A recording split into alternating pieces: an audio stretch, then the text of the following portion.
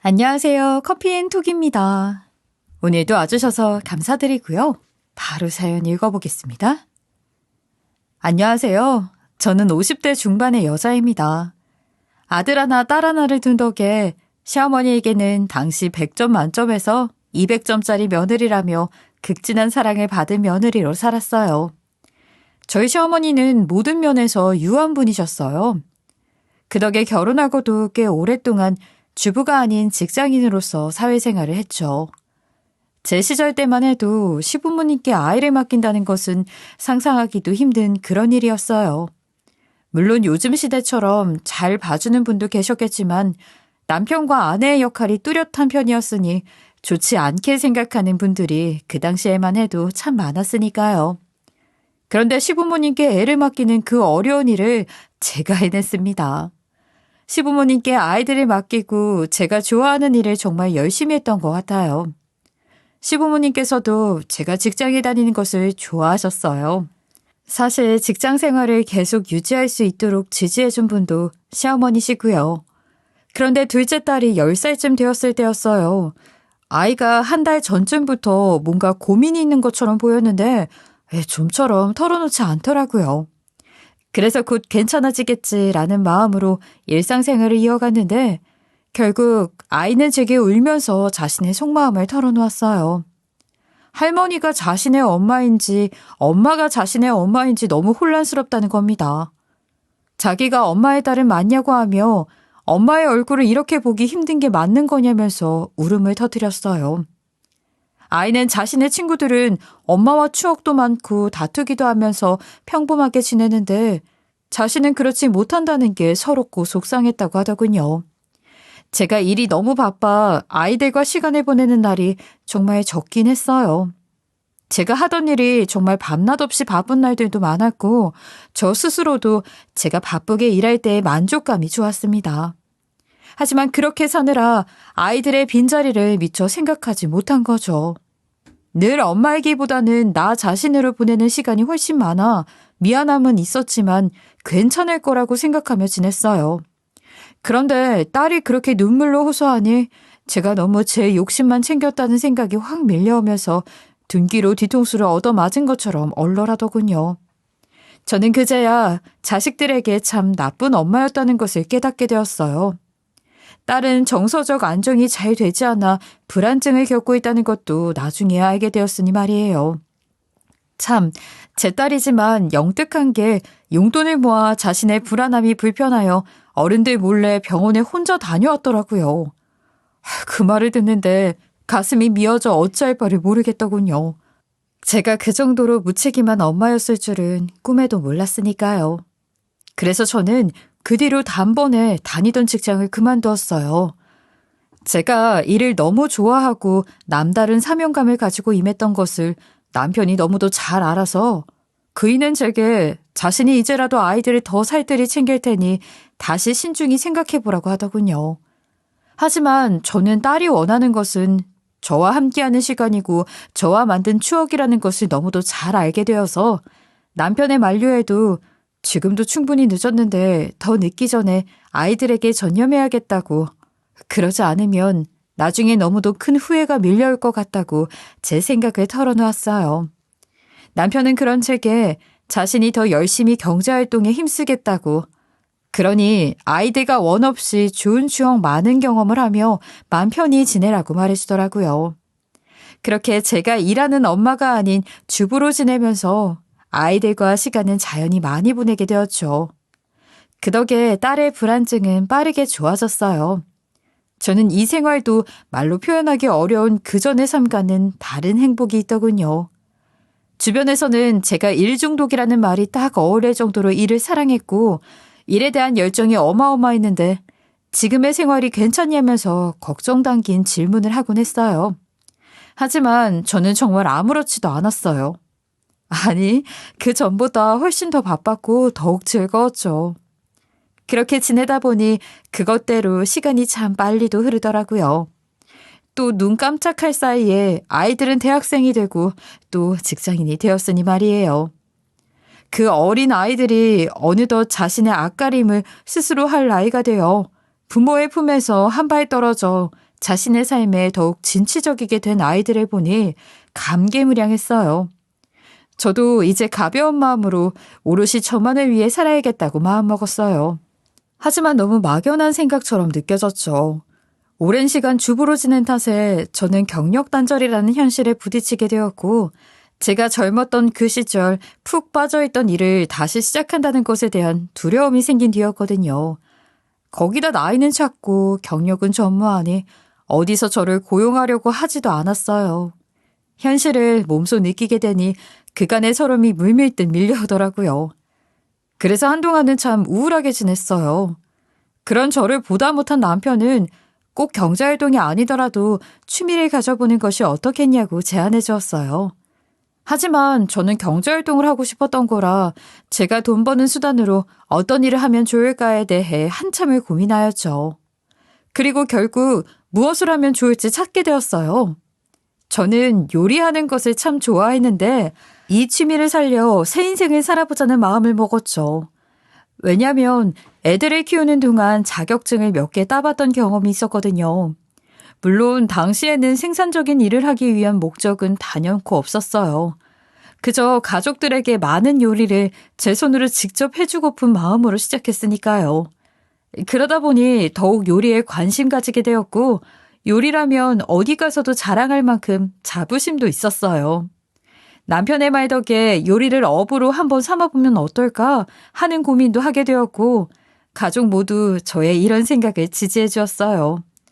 자격증도 있고 요리에 자신도 있다고 말은 휘황찬란하게 했지만 셰프라고 불리는 요리사가 아닌 그저 동네 작은 반찬 가게를 오픈하게 되었어요. 장사는 그럭저럭 잘 됐어요. 몇십 년 동안 같은 동네에 살면서 동네 친구들도 많이 생겼던 터라 친구들 도움을 많이 받았거든요. 그렇게 반찬 가게를 운영한 지 2년쯤 되었을 무렵 아들이 장가를 가게 되었습니다. 동네 친구들 사이에서는 법조계 며느리를 얻어 안 먹어도 배가 부르겠다며 부러움을 사기도 했는데요. 며느리 사랑은 시아버지라더니 남편이 며느리를 참 예뻐했어요. 남편에게 어찌나 살갑고 애교 있게 굴던지 그 모습을 보고 있으면 예뻐할 수밖에 없겠구나 싶었죠. 하지만 제게는 싹싹하고 예쁜 며느리는 아니었어요. 남편에게는 그렇게 잘하는데 어떻게 예쁘지 않을 수 있냐고 하실지도 모르지만 며느리는 직업에 대한 강박이 좀 있었어요. 사람이 가진 직업으로 그 사람을 판단하는 면이 아주 다부졌죠. 제 남편은 대기업까지는 아니어도 유명 중소기업에서 오랫동안 근무를 해 명예임원으로 있었어요. 그러니 며느리는 제 남편을 참 멋있는 분이라고 이야기했고요. 그에 반해 저는 좀 전에 말한 것처럼 동네 반찬 가게나 운영하는 평범한 아주마였으니 며느리 눈에는 볼품없게 느껴졌던 거죠. 그러니 남편은 거의 칭송하다시피 했지만 저를 대하는 태도는 쌀쌀맞기 그지없었어요. 물론 결혼 전에는 대놓고 저를 쌀쌀맞게 대하지는 않았어요. 단지 조금 어색한 느낌이랄까요? 그저 제가 조금 불편한가 보다고만 생각했고 결혼을 해 가족이 되면 나아질 거라고 생각했어요. 그런데 결혼을 하고 나니 이제 대놓고 저를 무시하더라고요. 한 번은 우리 가족이 모두 모였던 자리였어요. 식사 준비를 하기 위해 여자들은 다 주방에서 일하고 있었죠. 며느리는 일하는 신용을 하면서 딸 앞에서 저에게 주방이 더럽다고 핀잔을 주며 어찌나 되바라지는 발언을 하던지 면상에 찬물이라도 끼얹고 싶은 걸 꾹 참았어요. 어머니는 한평생 요리를 하셨는데 주변 정리는 영 엉망이네요. 이렇게 지저분하게 일하는 분은 또 처음 뵈어요. 아휴, 새언니도 참 한 번에 많은 반찬을 준비하려고 하니 어쩔 수 없는 거죠. 우리처럼 요리도 잘 모르는 사람이 엄마한테 그런 말 하면 예의가 아니죠. 아가씨, 그게 왜 예의가 아니에요? 제 생각을 말하는 것뿐인데. 가족인데 말까지 가려 하면 그게 남이지 가족인가요? 어머님, 혹시 제 말에 기분 상하신 거 아니죠? 아휴, 오늘 조금 주방이 지저분하긴 하네. 우리 딸 말처럼 한 번에 이것저것 하려니까 정신이 없어서 그래. 아이, 세아가 네가 좀 거들어 주렴. 네? 저라고 놀고 있는 건 아닌데요? 지금 제가 하고 있는 거 보시면 아시잖아요. 아유, 언니, 하는 게 없으니까 거들어 달라는 거죠. 아까부터 돕는 건 없고 보란 듯이 신용만 하고 있는 것을 누가 모를 줄 알아요. 우리 집은 새언니가 아니라 꼭 엄마가 며느리 같네. 어머님이야 매번 하는 일인데 오늘 하루 더 한다고 천지개벽 나는 것도 아니잖아요.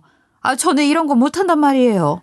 요즘 같은 시대에 누가 며느리를 부려먹나요? 손님 대접 톡톡히 해주지. 어머님 아가씨, 요즘은 시집살이도 충분히 이혼 사유 될 수 있어요. 무슨 뜻인 줄 알죠? 언니, 말 가려해요. 매번 하는 일이니 오늘 같은 날에 쉬기는 못할 망정. 그게 무슨 망발이에요. 누가 보면 저희 엄마가 호되게 시집살이라도 시키는 줄 알겠네요. 이혼 사유는 무슨? 새언니처럼 시댁에서 귀한 손님 대접받는 며느리 없거든요. 입은 그만 일하고 엄마 하는 거나 좀 도와요. 귀한 손님 대접이면 저는 굿이나 보고 떡이나 먹으면 되겠네요. 아가씨가 어머님 열심히 도와요. 어머님도 할 줄 아는 게 저것뿐인데 주방일도 안 하면 무슨 쓸모예요. 아휴, 이래서 직업이 중요하다니까. 뭐 잘난 일이라고 저까지 나서냐고요. 우리 엄마 무시하는 말 작작해요. 오빠 앞에서도 그렇게 무례한처럼 구는 건 아니죠? 새언니가 몰라도 너무 모르니 들어줄 수가 없네. 우리 엄마는 새언니가 무시할 수 있는 사람이 아니에요. 우리 엄마 옛날 직업이 뭐였는 줄 알면 놀라서 까무러칠걸요? 아유, 딸도 그만해. 옛날 이야기는 해서 뭐해. 지금이 중요한 거지. 내가 싫어하는 거 뻔히 알잖니. 됐으니까 너희 둘 다 그만 떠들고 거실에 가 있어. 아주 정신 사나워서 일이 안 된다. 며느리의 무례한 언행에 딸은 참지 못하고 옛날 제 이야기를 하려는 걸 듣고 싶지 않아 대충 둘러대고 넘겼어요. 그날은 그렇게 일단락되었죠. 하지만 며느리는 그날 이후 더욱더 저를 무시했어요. 오직 능력이 없으면 자식이 부모를 대신해 대변해 주겠냐고요.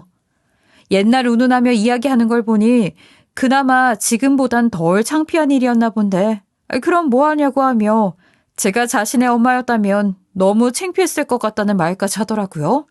그리고 꼭 망한 사람들이 하는 구차한 변명이 옛날에 내가 부자였고 한 달에 얼마 벌었다라는 거짓말을 늘어놓는다며 확인도 안 되는 말들을 누군들 못 늘어놓냐고 코웃음까지 치더라고요. 사실 며느리는 제가 운영하고 있는 반찬 가게에 한 번도 찾아온 적이 없었어요. 며느리의 말을 듣고 나서야 느낀 건데 제 가게에 가족으로서 들으는 것이 창피했던 것이었나 봐요. 그리고 며느리는 우리 집에 오는 날이면 남편과 아들 앞에서는 자제했지만 제 곁을 지날 때 들으라는 듯이 제게 간장전내가 난다며 인상을 찌푸리곤 했습니다. 당연히 며느리의 그런 오만불손한 언행에 대해 저는 충분히 나무랄 수도 있었지만 굳이 그렇게까지 하지는 않았어요. 며느리보다 곱절은 더 인생을 살다 보니 어차피 마음을 못 하겠으면 결국 자신도 고스란히 당하게 된다는 것을 너무도 잘 알았으니까요. 제가 며느리의 오만방자한 행동을 질책하지 않아도 시간이 며느리에게 자신의 잘못을 깨우치게 해주리라 믿었어요. 그리고 그렇게밖에 행동하지 못하는 며느리가 조금은 가엾게 느껴졌어요. 사람을 보는 잣대가 너무도 일방적이고 무례한 아이지만 왠지 여태 살아오면서 무엇이 더 중요하고 어떤 인품을 가져야 하는지를 배워보지 못한 아이 같다고 느꼈거든요.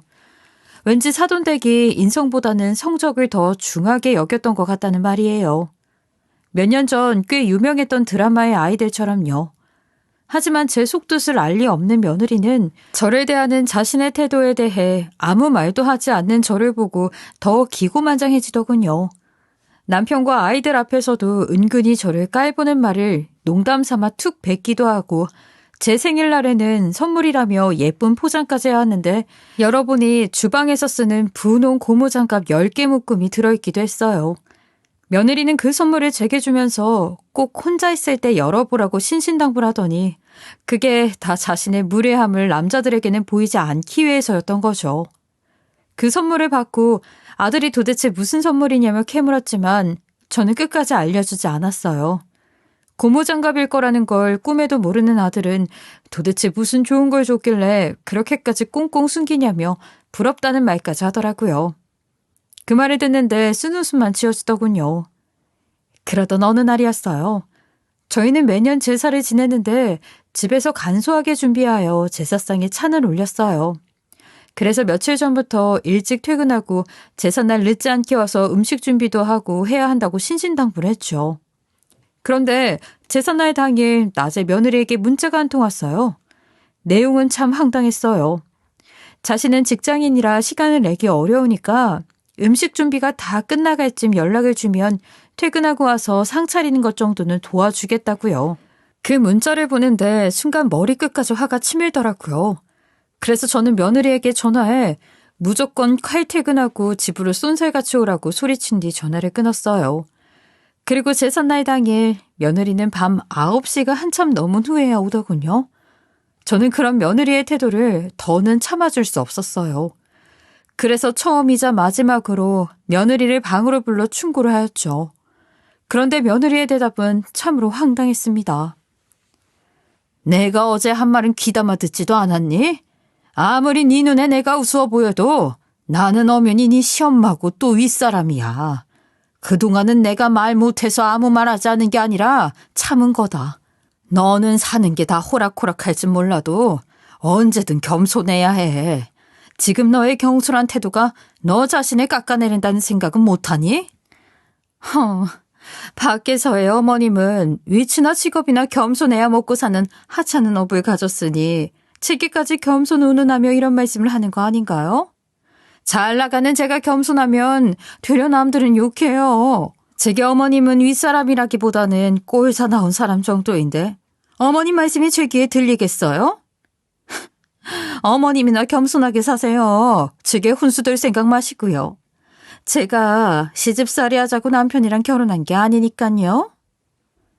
인생 선배로서 말하지만 지금 네 경솔하고 무례한 언행이 훗날 엄청난 후회로 다가오는 날이 분명 있을 거야. 그때 가서 땅을 치고 후회하면 늦어. 그러니 지금부터라도 행동거지 잘해라. 며느리는 제 말에 콧방귀를 끼며 귀등으로도 듣지 않았어요. 결국 제사상도 제가 다 준비했고 치우는 것만 조금 거들고는 휘관이 돌아가 버렸어요. 그날 뒤로 며느리는 한동안 우리 집에는 오지도 않았고요. 보다 못한 딸이 며느리에게 소식이 뜸해서 안부 연락했다며 연락을 걸었고 넌지시 저희 집에 갑자기 발길을 뚝 끄는 것에 대해 물었는데 며느리는 제가 자신에게 잔소리하는 꼴이 역겹다며 저를 상종하기 싫어 가지 않는 것이라고 했다더군요. 딸은 그 말에 아들에게 연락해 노발대발하려는 걸 전 말렸어요. 어차피 아들은 딸 말을 믿지도 않을 테고 며느리도 그런 적 없다 딱 잡아댄다면 남매 사이만 안 좋아지는 꼴이라 그 모습은 차마 보고 싶지 않더라고요. 그리고 아들과 남편은 며느리가 그저 많이 바쁜가 보다 하는 추측을 하고 대수롭지 않게 여겼어요. 저도 그날 딸이 전해준 말로 며느리를 그저 남의 딸 그 이상도 그 이하도 아니게 여기기로 마음먹었습니다. 그리고 며느리와 대면대면하게 지내기 시작했어요.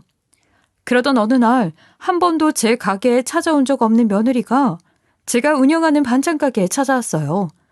저는 너무 놀라 며느리에게 어쩐 일로 여길 다 왔냐고 물었죠. 그런데 며느리는 너무도 자연스럽게 바구니를 들고 들어와 팔려고 포장해 놓은 반찬을 아무렇지 않게 담으며 이야기하더군요. 아시다시피 자신의 일이 너무 바빠 요리할 시간은 없는데 아들은 꼭 아침을 먹고 출근을 하는 사람이니 별 수 있겠냐고 말하더군요. 저는 며느리가 처음으로 온 것도 조금 기분이 들떴고 아들을 챙기기 위함이라고 말하니 이것저것 골라 바리바리 챙겨주었어요. 며느리는 그런 저에게 자기 아들 챙기겠다고 하니 아주 제대로 챙겨준다면서 어이없다는 듯 웃더라고요. 그러더니 카운터로 천천히 걸어가서는 10,000원짜리 한 장을 올려두며 말하더군요. 푼돈이나 벌자고 이 찌질한 일을 하고 있는 것이니 반찬값은 주고 가야 하지 않겠냐고요. 그러고는 제게 인사도 없이 호련히 가게를 나가버렸어요. 저는 당장 쫓아가 머리끄댕이라도 잡고 본때를 보여주자 싶어 뒤를 따라 가게 문을 열고 나갔는데 이미 사라지고 없더라고요. 지구 끝까지 쫓아가서라도 호되게 난리치고 싶은 마음을 누르며 가게 안으로 발걸음을 옮겼어요. 그 후 얼마 뒤 며느리가 주말 저녁 때 제게 전화를 걸어왔어요. 평소 제게 꼭 필요한 용건이 있는 게 아니면 연락을 잘 안 하기에 궁금한 마음에 전화를 받았죠. 가게에 찾아와서까지 멸시의 감정을 노골적으로 표현했던 며느리지만 아들의 아내이니 꾹 참으며 통화를 이어갔어요. 그런데 며느리가 황당한 말을 하더라고요. 법대 동문회를 하는데 법조인을 제가 언제 구경이나 하겠냐며 천한 일도 마다하지 않고 하는 분이니 그곳에 와서 음식 서빙이나 좀 하라고 말이에요. 저는 끝도 모르고 제 머리 꼭대기에 앉으려는 며느리의 만행에 종지부를 찍어야겠다는 생각이 물밀듯이 밀려왔어요. 분노할 정도로 화가 났지만 그날 며느리의 동무인들 앞에서 얼굴도 못 들게 다니게 쪽을 주겠다는 마음을 먹고 알겠다고 한 뒤 전화를 끊었어요. 며느리는 정말로 동문회 장소와 시간까지 문자를 보내주었죠. 저는 그날을 기다리며 계략을 꾸몄습니다. 아주 통쾌하고도 완벽한 계략을요. 동문회가 있는 날 저는 평소보다 일찍 가게 문을 닫고 그곳으로 향했어요. 식당에 도착해 문을 천천히 열자 안에서 새어나오는 소리가 시끌벅적했어요. 살짝 인상이 찌푸려졌지만 한번 크게 심호흡을 한 뒤 활짝 열어젖히고 들어갔죠. 순간 제게 모든 시선이 쏠렸어요. 며느리도 저를 발견하고는 자리에 앉아 낄낄거리며 웃더니 주방을 향해 턱짓을 하는 거예요. 저는 잠시 입구에 가만히 서 있었어요. 그러더니 며느리가 입모양으로 서빙이라고 말하더라고요. 그런데 그 순간 한 남자가 저를 향해 황급히 달려왔고 며느리는 그 모습을 보자 당황한 표정을 지었어요. 그리고 그 남자가 곧 제게 인사를 건넸고 며느리는 경악했습니다. 대선배님 어서 오세요. 그간 잘 지내셨어요? 이런 누추한 곳까지 와주시고 너무 감사드려요. 얘들아 대선배님 오셨다. 모두 예의 차리고 얼른 인사드려. 남자의 말이 끝나자 너도 나도 할 것 없이 제게 인사를 건넸어요. 그저 며느리만 멀뚱멀뚱 있을 뿐이었죠. 실은 그 남자는 제 절친의 친동생이었습니다. 그리고 저는 며느리가 다닌 법대를 나온 며느리의 대학 선배였고요. 절친의 친동생은 저보다 5년 후배로 당시까지 왕성하게 법조계에서 몸담그고 있었기에 그 자리를 참석했던 것이었어요. 제가 아이들까지 시부모님께 맡긴 채 했던 일 역시 법을 다루는 일이었고요. 그렇기 때문에 아이들이 다 큰 뒤에 다시 시작하려고 했을 때 두려움이 컸던 겁니다. 제가 젊고 패기 넘치는 까마득한 후배들과 함께 해야 한다는 것도 그 후배들의 자리를 하나 차지해서 겨뤄야 한다는 것도 모든 것이 제게는 부담이었어요. 그래서 차선의 선택으로 취미인 요리를 살려 반찬 가게를 시작하게 된 것입니다.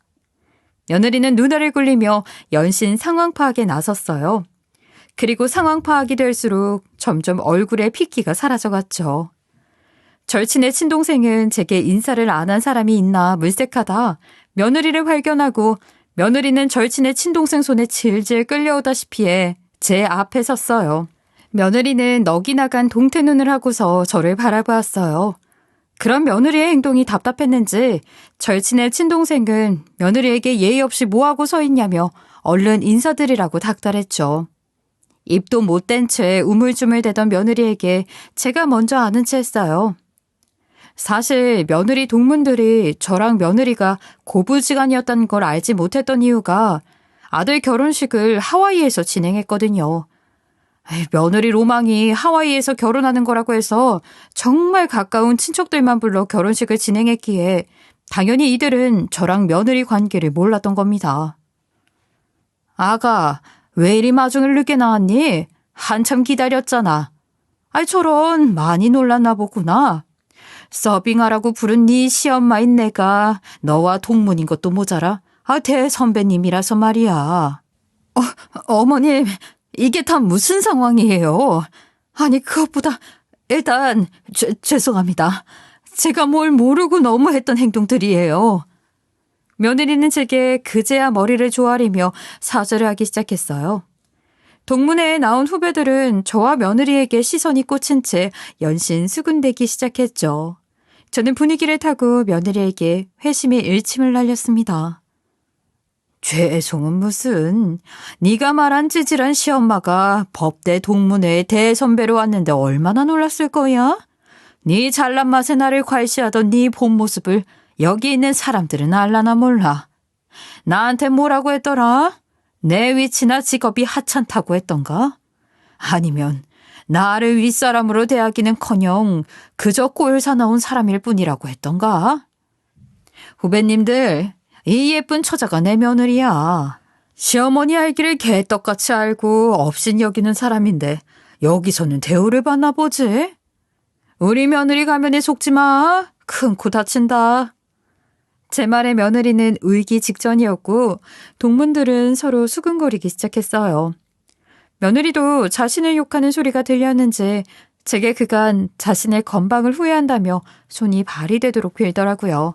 저는 괜찮다고 그만하라고 말한 뒤 나와 제일 멀리 떨어진 곳에 앉으라고 말했죠. 저는 그날 동문회의 주인공이라고 말할 수 있을 만큼 모두 제게 관심을 가져주었어요. 반면 며느리는 잘 보이지도 않는 구석에 앉았고 그 누구도 말을 걸어주지 않았어요. 혼자 자리를 지키며 눈물과 함께 술이나 홀짝될 뿐이었죠. 그곳에는 며느리의 로펌 이사도 있는 제 친구도 있었고 철저히 자신의 모습을 숨기며 로펌 에이스로 있던 며느리는 결국 자신의 실체가 탄로난 것이었어요. 저는 며느리 덕에 간만에 즐거운 시간을 보내고 돌아왔어요. 그리고 그날이 있고 얼마 후 며느리가 제가 운영하는 반찬 가게에 찾아왔어요. 자신을 본 척도 안 하는 저를 불러 세우더군요. 저는 왜 그렇게 싫어하는 내 가게에 찾아왔냐고 반갑지 않으니 돌아가라고 했지만 며느리는 제 말은 아랑곳하지 않았어요. 저를 한참 노려보던 며느리는 마음에도 없는 말을 하기 시작했죠. 자신이 그동안 잘못했다며 그러니까 자기를 좀 도와줘야 할 것 같다고 너무 뻔뻔하게 말하더라고요. 저는 실은 조만간 며느리가 저를 찾아올 것을 알고 있었어요. 동문의 날 자신의 꾀에 자신이 넘어갔으니 오죽하겠어요. 며느리는 그날 일로 인해 자신이 근무하던 로펌에서 잘리게 되었다며 도움을 청하기 위해 저를 찾아왔더라고요. 로펌 이사인 제 친구는 이중적인 면을 가진 것을 극도로 싫어하는 친구였어요. 그리고 이런 이중적인 면을 싫어해 저도 며느리가 네 회사에서 일을 한다는 이야기는 일부러 하지 않았죠. 그런데 하필 그날 며느리의 이중적인 모습이 모두 드러나게 된 것이었고 이사인 친구는 그것이 마음에 걸려 회사 내에서 따로 며느리의 업무적인 태도에 대해 조사를 했더군요. 그리고 업무 부분에서도 며느리의 부적절한 태도가 드러나고 말았어요. 고객들에게 은연중에 무시하는 발언이 계속되어 몇 번이나 트러블이 생겼던 고객, 며느리의 변호로 좋은 결과를 얻었음에도 기분이 좋지 않았다는 고객들이 꽤 많았다는 것이 밝혀졌던 거예요. 그리고 아직 조사 중이라며 자기가 쫓겨나지 않게 로펌 이사인 친구에게 이야기를 잘 해줘야 할 것 같다고 당당히 요구했어요. 저는 너무도 황당했어요. 자신의 잘못을 인정하기는커녕 닥칠 일이 염려되어 제게 와서 대충 사과를 하고 무마시키려고 하는 행동에 더 화가 났죠. 저는 며느리에게 양심도 없는 뻔뻔한 것이라고 소리치며 잘리게 되면 잘리고 망하게 되면 망하라고 말해버렸어요. 그 순간은 며느리가 정말 땅을 치고 후회하는 모습을 봐야 속이 후련할 것 같았거든요. 저는 절대로 도와줄 마음이 없으니 영업방해 그만하고 돌아가라고 했어요. 제 말 때문인지 며느리는 도끼를 품고 더 좋은 곳을 가면 된다고 떵떵거리며 가게 문을 박차고 나가더군요. 그 후 며느리는 다른 로펌을 알아보고 면접을 보고 난리도 아니었어요. 그런데 이미 동문회에서 퍼진 인성논란 소문으로 다른 로펌 회사에서도 꽤 유명해진 후였고 로펌에서 안 좋은 문제로 잘렸다는 소문까지 더해져 버렸어요. 그도 그럴 것이 동문회에 나온 동문들이 한 곳에서 근무하는 것도 아니고 여러 곳에서 다 몸을 담그고 있었고 또 경력이 많아 직접 운영하고 있는 친구들도 많았거든요. 그런 자리에서 안 좋은 소문이 퍼졌으니 며느리를 받아줄 리가 없었던 거죠. 며느리는 그제야 자신이 어떤 처지인지 깨달았는지 발등에 불이 떨어졌는지 잘 하지도 않는 연락을 미친 듯이 하는 겁니다. 저는 전부 받지 않았어요. 제게 할 말이야 뻔하니까요.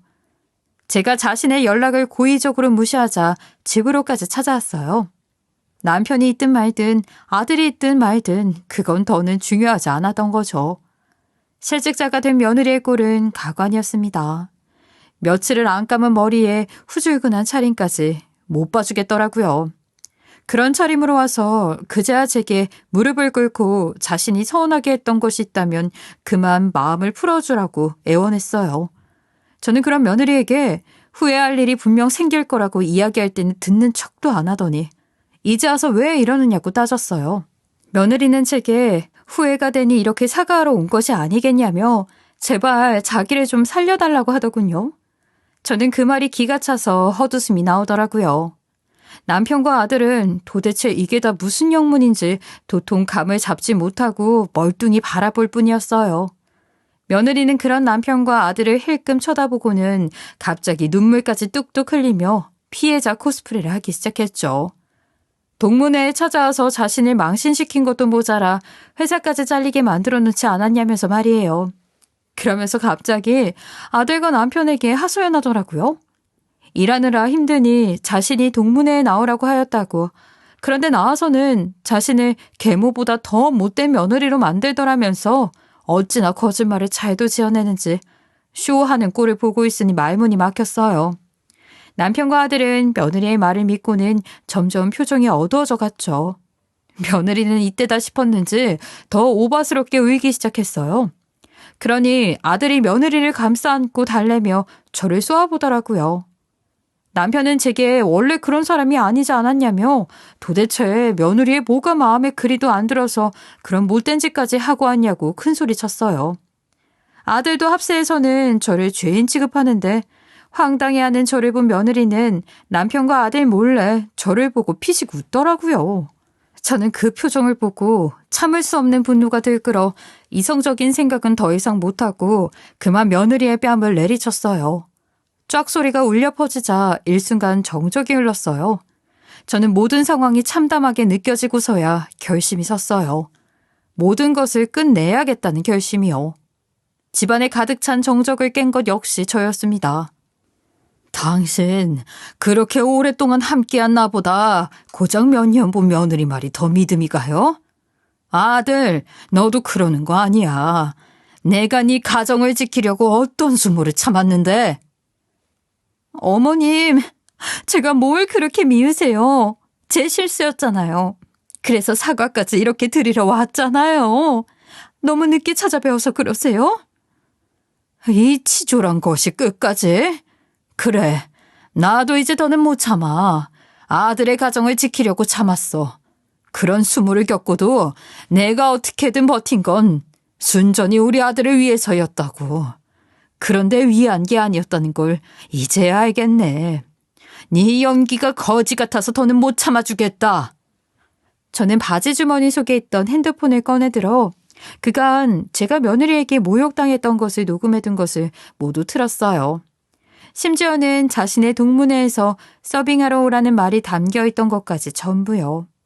딸과 통화했던 것 중에 며느리가 저를 심하게 괄시한 내용이 담긴 것도 빼놓지 않았고요. 며느리는 제 같은 녹음에 자신의 목소리가 담긴 것을 알고는 기함했습니다. 며느리는 아마 제가 이렇게까지 녹음도 하고 철저하게 준비도 했는 줄은 모르고 그동안 막말과 비난을 했던 거겠죠? 저를 아무것도 모르는 뒷방 늙은이 취급을 했으니까요. 만약 제가 법대를 나온 걸 알았다면 며느리도 이렇게까지는 안 했겠죠. 제가 이렇게 녹음이라도 하면 본인 인생도 쪽나는 걸 아니까요. 여태 며느리 앞에서 바보인 척 하길 잘했다 싶었어요. 어떻게 보면 며느리를 안심시킨 거나 마찬가지니까요. 며느리는 비련의 여주인공이라도 된 듯이 눈물 연기를 하다가 갑자기 제게 달려들며 핸드폰을 빼앗으려고 발버둥을 쳤어요. 아들은 며느리의 실체가 담긴 녹음을 듣고 극대노하였고요. 제게 덤비는 며느리를 제지하고는 내동댕이 치며 고함을 질렀어요. 네가 우리 엄마를 대하는 게 아버지를 대하는 것과는 조금 다르다는 것을 예상하고는 있었지만 이 정도일 줄이야. 그동안 우리 엄마를 걱정하는 것처럼 말하던 건 그럼 딱 거짓말이었다는 거네. 네가 어떻게 나한테 그리고 우리 엄마한테 그럴 수 있어? 너 따위가 뭐라고? 어머님이 나와 같은 대학을 나왔고 법조인이었다는 것을 말하지 않은 건 당신이야? 그것만 알려줬어도 내가 이런 수모는 안 당했다고. 당신 가족들이 내 인생을 다 망쳤어. 나는 어머님 때문에 직장도 잃고 다른 곳에서 받아주지도 않는 신세가 됐단 말이야. 그런데 왜 나한테 그러는 건데 왜? 자신의 신세를 망친 건 우리 가족이라며 미친 사람처럼 폭주하는 며느리를 아들은 질질 끌고 나갔어요. 며느리는 끝까지 도끼 가득한 눈으로 저를 저주하는 듯한 말을 쏟아내고는 사라졌죠. 얼마 뒤 아들은 며느리를 상대로 이혼 소송을 걸었어요. 처음 몇 번은 며느리가 저를 계속 찾아왔어요. 어떤 날은 눈물을 뚝뚝 흘리며 사과했고 또 어떤 날은 저번처럼 미친 듯이 분노하며 가게를 쑥대밭으로 만들기도 했죠. 아들의 이혼은 며느리의 이런 행동까지 모여 한몫 단단히 하더라고요. 결국 며느리는 재산 분할은커녕 우리 아들에게 위자료를 물어야 했습니다. 거기다 분노 조절 장애로 정신과에 다니며 치료를 받아야 했고요. 그렇게 저는 악연과도 같던 며느리와의 관계를 끝낼 수 있었어요. 아들에게는 너무 미안했어요. 제가 잘난 엄마였다면 가정이 깨지지 않았을지도 모르니까요. 하지만 아들은 되려 그런 못된 사람과 한평생 부부의 연을 이어가는 것이 더욱 힘들었을 거라며 저를 위로하네요. 나중에 듣게 된 며느리의 소문은 역시 좋지 못했어요. 자신의 오만함에 직장도 남편도 잃게 된 며느리는 그대로 무너질 수 없다고 생각했나 보더라고요. 법조인이라는 타이틀에 미련이 너무도 남아 있는 돈 없는 돈 다 끌어모아 변호사 사무실을 차리게 되었어요. 하지만 미문이던 추문이던 소문이 무서운 것은 와전되고 부풀어지는 거잖아요. 며느리가 어떻게든 스스로 성공하기 위해 고군분투하는 동안 며느리에 대한 소문은 끝도 없이 부풀었던 탓에 사무실을 차리고 몇 달이 지나도 자문을 구하러 오는 사람이 없었다고 하네요. 결국 사무실을 차린 지 8개월 만에 문을 닫게 됐고 남은 건 비뿐이었다고 해요. 자신이 망하고 나니 주변이 보였던 걸까요? 아들에게 연락이 왔었대요. 자신의 그간 횡포를 이제야 반성하게 되었다고요. 혼자가 되어보니 정말 자신은 아무것도 아닌 사람이라는 걸 깨달았다면서 은근슬쩍 재혼 이야기를 꺼냈다고 해요. 끝까지 뻔뻔한 며느리. 자신이 빚더미에 앉으니 누구에게라도 도움을 받고 싶었던 것이었겠지만 제 아들은 그런 이전 며느리에게 다 망하고 볼품없어진 후에야 이러는 모습 추하다고 다 끝난 마당에 이제 와서 그래봤자 한참 늦었다며 밀어냈다고 하네요. 저는 이전 며느리가 점점 망해가는 동안 반찬 가게 홍보에 참 많은 공을 들였어요. 그 덕인지 옆 동네까지 맛이 좋다고 입소문이 퍼졌더라고요. 그래서 지금은 배달하는 범위까지 넓혀 눈코 뜰 새 없이 바쁜 나날을 보내고 있습니다. 일손이 부족했던 차에 딸이 저를 도와주겠다고 나서서 혼자 장사할 때보다 더 재미나네요. 제가 반찬 가게를 운영한다는 것이 동문들 사이에서도 퍼져 지금은 제 가게로 후배나 친구들이 가끔 찾아오기도 해요. 젊은 때 일을 그만두고 나서 한참 볼 일이 없던 친구들이었지만 이렇게라도 다시 만나게 되니 더할 나위 없이 행복합니다. 옛 추억을 떠오르게 해주는 친구들의 방문 덕에 예전에 제가 얼마나 진취적이고 멋진 사람이었는지 그리고 이렇게 새로운 도전을 해서 자리를 잡고 열심히 살아가는 저라는 사람은 또 얼마나 멋진 사람인지 이제 조금씩 알 것 같아요. 몇몇 분들은 그 좋은 변호사라는 직업을 왜 그만두었냐고 해요. 그런데 변호사로 일을 할 때보다 반찬 가게를 하는 지금이 더욱 행복하고 더 마음이 편해요. 변호사로 일을 할 때는 늘 누군가에게 쫓기는 꿈을 꾸고 하루에 4시간밖에 못 자며 정신적으로 피폐했었는데 반찬 가게를 한 뒤부터는 꿈을 아예 안 꾸고 되려 늦잠까지 잘 때가 더 많거든요. 진정한 새 인생을 사는 지금 이 시간 모두 소중히 여기며 앞으로도 그 누구보다 열심히 그리고 행복하게 살아가려 합니다. 미덕이 쌓여 그것이 자신에게 돌아왔을 때 얼마나 기쁘고 값진 것인지 이전 며느리와 제 삶의 모습을 비교해 본 뒤에야 비로소 제대로 깨닫게 되었네요. 앞으로도 좋은 것만 보고 좋은 것만 들으면서 제 남은 말년을 그 누구보다 더 빛나게 지낼 것입니다. 제 긴 사연 들어주셔서 감사하고요. 애청자분들도 언제나 행복하세요. 지금까지 커피앤톡이었습니다. 오늘도 끝까지 함께 해주셔서 감사하고요. 다음 영상으로 또 찾아뵙겠습니다.